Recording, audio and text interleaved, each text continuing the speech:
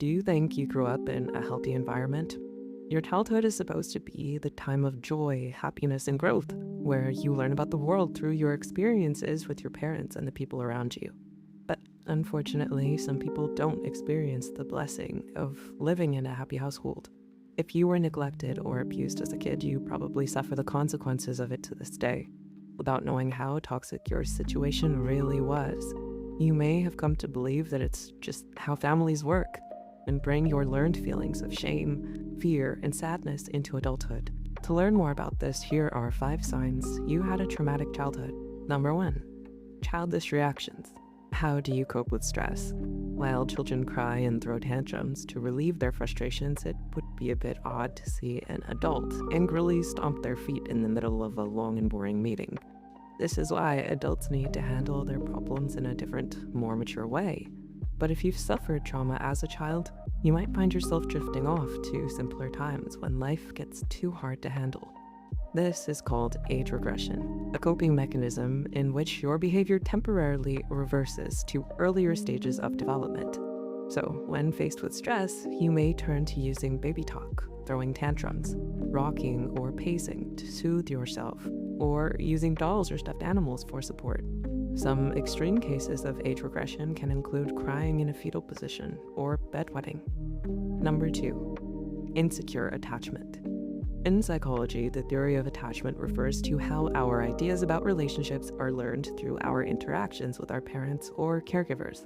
Growing up with a secure attachment meant that your parents had fulfilled your needs when you were a baby, and you gained a positive self-image and learned to trust those around you. But with an insecure attachment, your caregivers may have been so unresponsive or neglectful that your brain decided that others could not be trusted, and you ended up developing a negative self-image which can follow you into adulthood.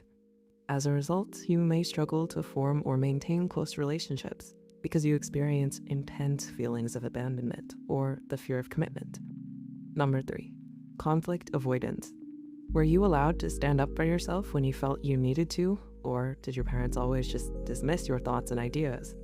Growing up in a dismissive or overly critical environment could have taught you to expect negative reactions from the people around you and cause you to be afraid of confrontation, whether it's with your partner, family member, work colleague, or friend. You may find that you can't really voice your opinions and will always let them have things their way. Even when things upset you, you may just choose to change the topic, pretend you're okay, or even force yourself to stay in an uncomfortable situation just so you don't have to disappoint anyone. Number 4, low self-worth. Did your parents praise you for your achievements, or did they brush them off like they didn't happen? Were they gentle with their criticisms, or did they humiliate you when you did something wrong? If you were constantly criticized for everything you did, no matter how small or insignificant it was, you may come to believe that you're worthless and can't do anything right. These feelings may continue into adulthood, where even if you were told you did a good job, you still think it wasn't done right or well enough. It's as if you're never good enough for others or for yourself, and live in a constant state of anxiety, wondering what others think of you or whether they approve of you or not. And number 5, risky behavior. Lastly, another possible sign of childhood trauma is if you engage in lots of risky behavior. Risky behavior describes any behavior with an uncertain risk, whether binge drinking, taking drugs, reckless driving, and so on. Studies have shown that exposure to traumatic events and the development of PTSD symptoms can make you seek these behaviors more frequently.